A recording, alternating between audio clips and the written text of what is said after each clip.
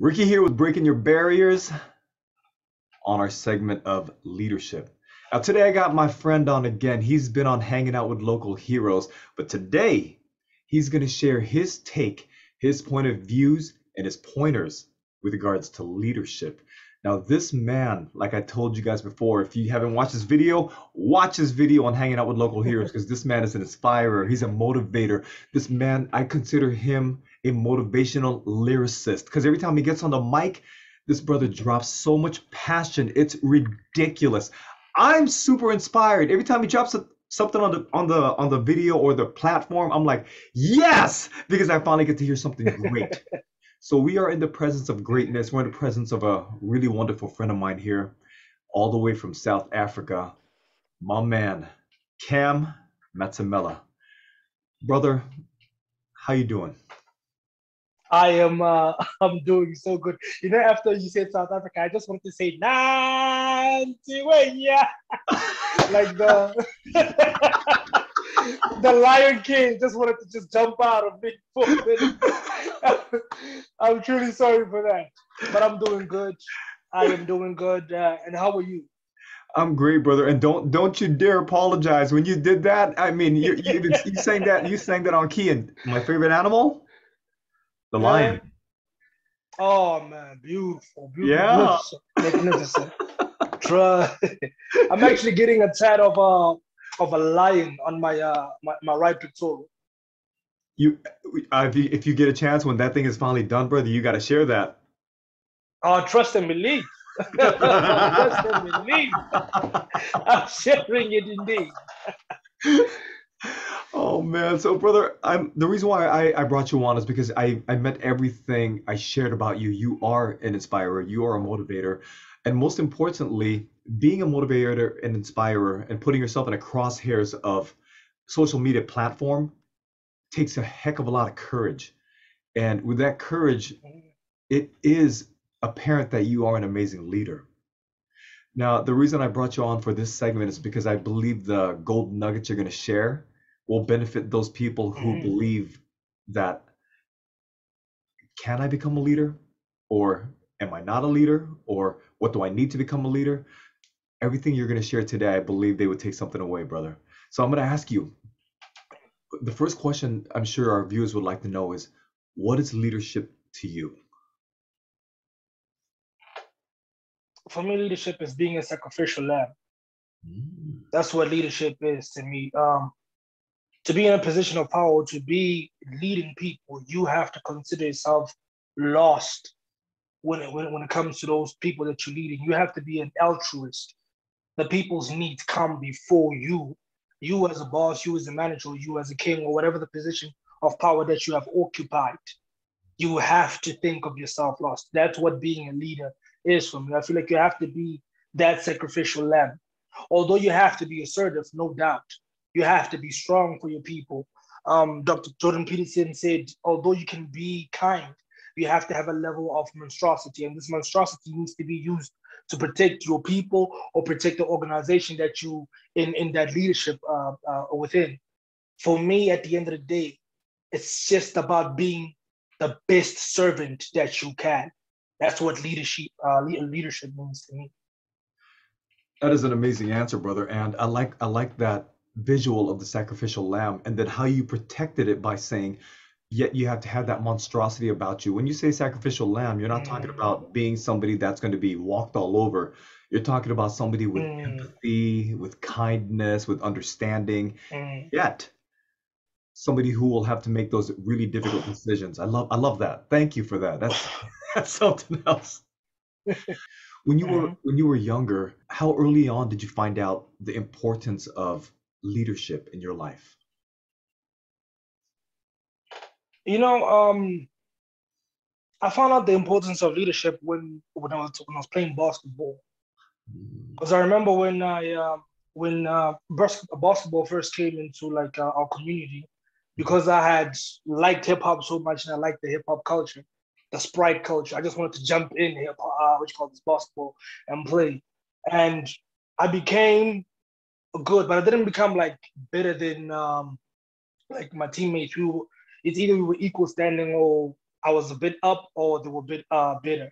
So my coach basically told me that he wants me to become the team captain. Mhm. But at that moment, I was extremely selfish. I was the point guard, but I wanted to be everything in the game. I wanted to be the shooting guard. I wanted to be the power forward. I wanted to be the small forward. Even though there were there were people who were much taller than me, who were like 6'5" and 6'4", within the team. But I just wanted to be everything at that time because at that moment I wanted the glory for myself. And there was a year which we went undefeated for a long time. We were undefeated for a long time until the last game that we had. And that game, basically, the reason why we lost was because of me. And it really hurt me. Like it really, after so many games, so much effort, Yeah. so much training, all those suicides, all those push-ups, all those sit-ups, all those foot fights, Yep. all those layups each and every day. And we had lost. And I started to understand, my coach told me that the team lost, and he was actually blunt. He said the team lost because of you. The team lost because of you.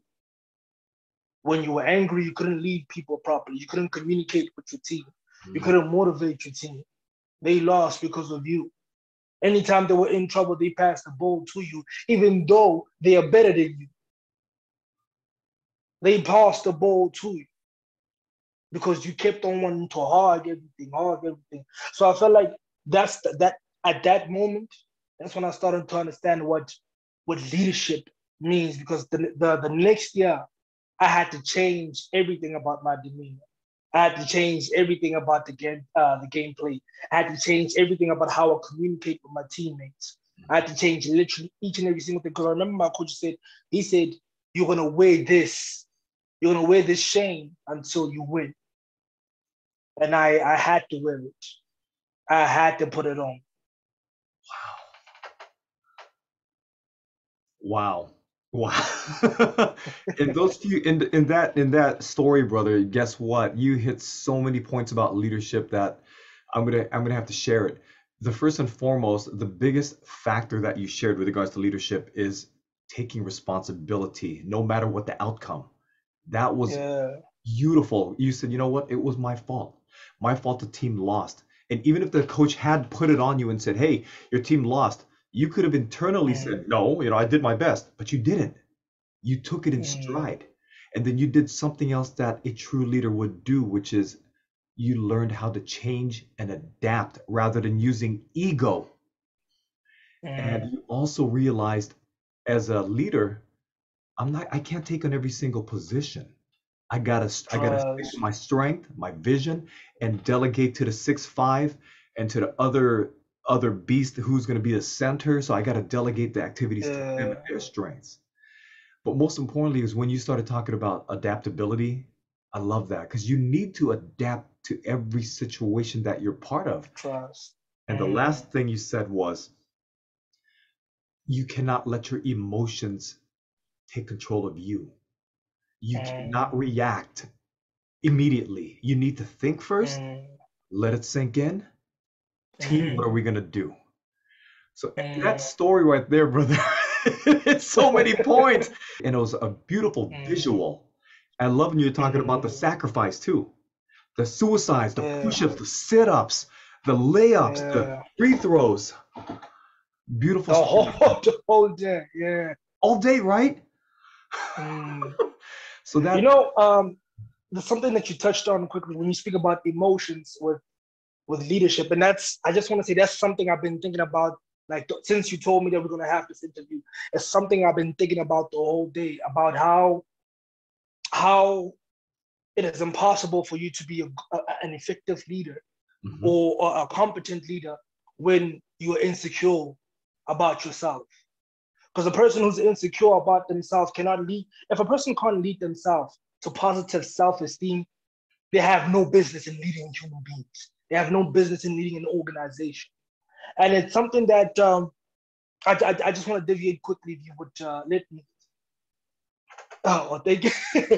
There was my first job ever. I worked at this as a suit shop. The suit shop is called Eru New York. That was the name. So there was a supervisor, but above that there was a manager. Mhm. So my supervisor, I feel like that. It's a long time ago, by the way. I feel like that young man at that time, he was extremely insecure about himself. Yeah, because I remember there was something that I had to go. I wanted to go home, and it was taking long to lock up because there's a lot of things he had to. I don't know. He had to type or do some cash register, whatever, for that day. So I was like, "Yo, I'm going." And when I said I'm going, he took it to heart. Yeah, you can't leave me and get out. Who do you think you are? You're a subordinate and you're gonna listen to me. And he started just wailing out, started just going crazy. And at first, my reaction, I responded in a negative manner as well. Instead of me responding in a positive way, I reverted back to default settings of the streets. I asked them simply, look, if we have to take this outside, let's go outside. But the thing is, after I said that, I started to think, man, this is my first job. Right. This is my first job in my life. My first job. It's my first day. I'm already fighting with my supervisor. Like in life, one of the things that a man needs to keep intact is his reputation. I don't want my reputation. The first thing I have in my life is that I fought with my supervisor. So as we go home, I send him a message. I tell him, look, bro, honestly, when I said I'm going, I was only joking. I didn't mean to agitate you. I didn't mean to make you angry. He doesn't take any apology. Like he's still angry. He's telling me that he's going to tell the manager. He's going to get me fired, so on and so forth. Well, he didn't get me fired. Time moved on. We became, I don't want to say we became friends, but we became amiable at work. Okay. One thing I noticed, however, whenever a client came in, because I think he was 5'2" or 5 foot. So whenever a client came in, a very like a tall, handsome man came in, he would look at him. He thinks he's better than everybody. Whenever a guy who was well dressed came in, look at him. He thinks he's better than everybody. That's when I started to understand. Oh, this man is wrestling with himself. And when a person wrestles with himself, when he has that internal fight within himself, Mhm. he starts to implode onto himself, and sooner or later, it's going to explode to everybody. So I understood his leadership. That day when I said, yo, I'm leaving, it wasn't that I had hurt him in any other way. It was that he is insecure about himself. He has low self-esteem about himself. Therefore, when somebody has a low self-esteem, they have to create this huge persona that I'm Buck, I'm strong, and you're going to listen to me right now. So one thing I've learned, you cannot become an effective leader or an efficient leader if you're still battling with your insecurity. Because one thing about being a leader, you have to have a successor. You have to have somebody who you're going to groom to be better than you. And if you don't have, or you're still scared to groom somebody to take your position, you have no business being in that leadership position. That's what I'm talking about. And you hit it right. If you can't carry yourself with your own self-worth, you don't have that self-esteem, how can if you don't believe in yourself, how can you Mm, expect other people to believe in you? And how can you expect other people to trust the decisions you're going to make? And you're right. mm, Exactly what you said. When somebody has that negativity inside and they're pushing it out into the world, no matter what they do, the truth is always going to come out. And his insecurity came out mm. every single time he saw a handsome man or a well-dressed man. Oh, that guy thinks he's better than me. Yeah. That man is that leader is a positional leader. The only reason they Mm, respect him is because he has that name manager. Take away the name mm. manager, nobody cares about him. As leaders, as well as motivators, how do you get yourself back into that positive mindset when somebody has hurt you? How do you come back as a leader when somebody has wronged you or hurt you? There was a video actually I did about the difference between motivation and discipline, Uh-huh. and that motivation is actually the spark. It gets you, it gets you going, but discipline keeps you on that movement, keeps you on that locomotion.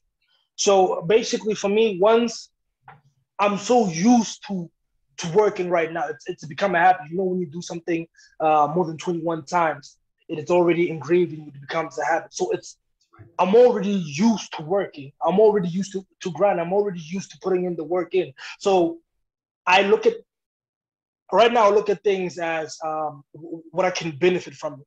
If Mm. somebody hurts me and I'm in pain and I'm gonna cry and I'm gonna complain, that's not gonna benefit me. Right. That's not gonna help the people who are around me.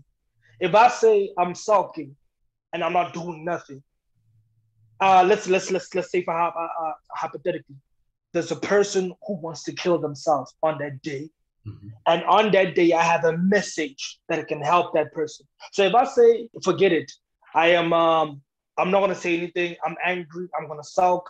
I'm sad. Somebody's gonna die. And remember, this thing is it's like a circle. It goes on. It's like a circle of life. If I don't motivate him and he kills himself, he could have inspired he could have inspired 5 people.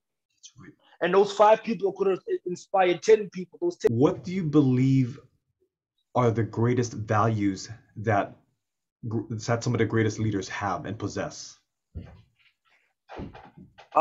Number one, I have to revert back to what I said.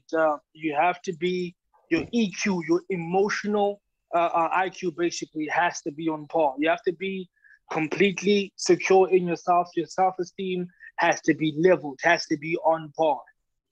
Because one of the reasons, one of the components about being a leader is that, like I said, you have to have a successor.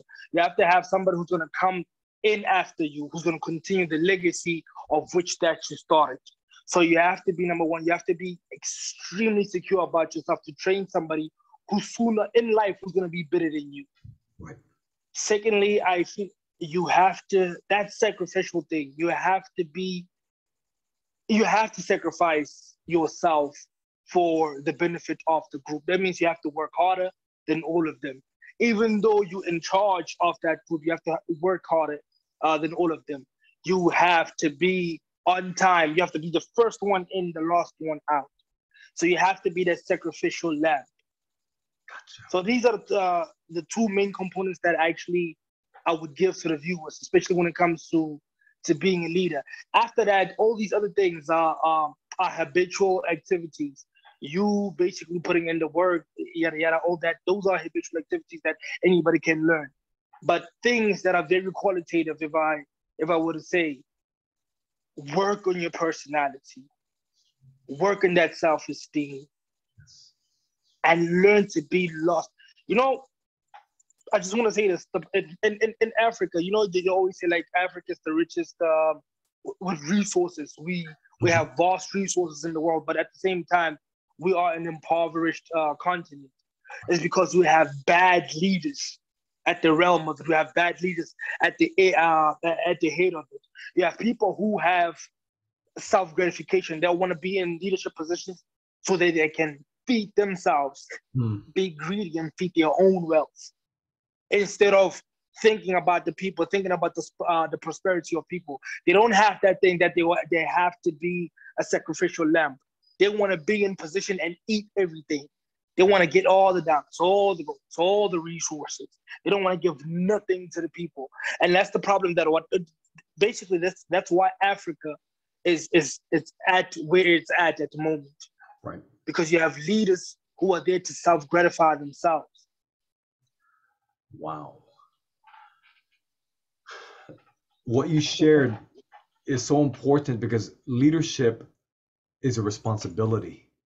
It's Mm, ridiculous accountability as well because you're going to have terrible leaders and you're going to have fantastic leaders, and mm, they both take somewhat of the same foundational qualities.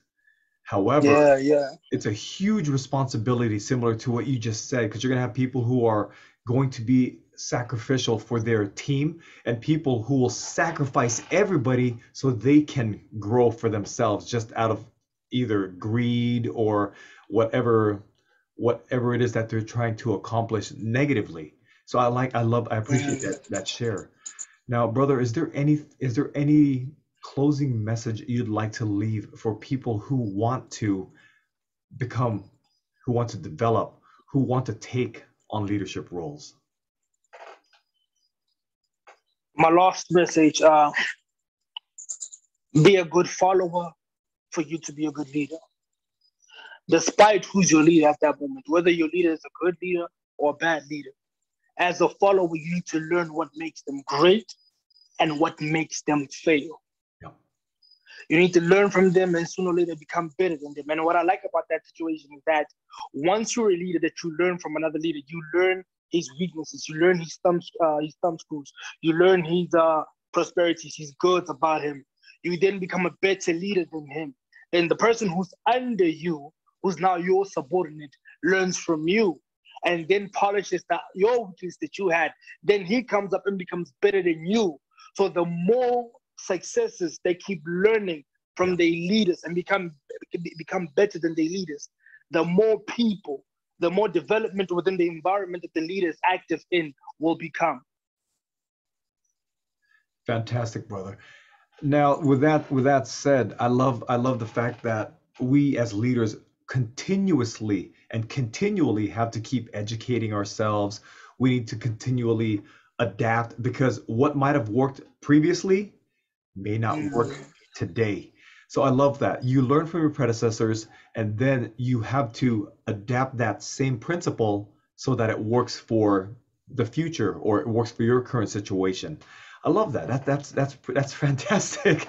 But like I told all of you viewers, this is my friend. I'm telling you, get on his Instagram channel if you want to be inspired, if you want to learn about the principles of being the more powerful you that you can become, and just getting just amazing tidbits of inspiration and motivation. My man is the one to follow. And I will post his Instagram handle in the description below because, well, like I told you guys, I love this brother right here. This guy this is a cool cat. And Cam, I just want to say thank you. Thank you for being on the show again, brother. Thank you for being here. Thank you for sharing your knowledge, your experience, most importantly, your time, my friend. Thank you for being here on Man, leadership. I appreciate the interview. I appreciate the platform. Like again, like when I'm with you, I'm in the realm of royalty. I am in the presence of royalty. So I am honored. I am humbled for this opportunity. Thank you very much. Thank you, brother. Once again, Ricky with Breaking Your Barriers on leadership. I'll see you soon, my friend. Thank you.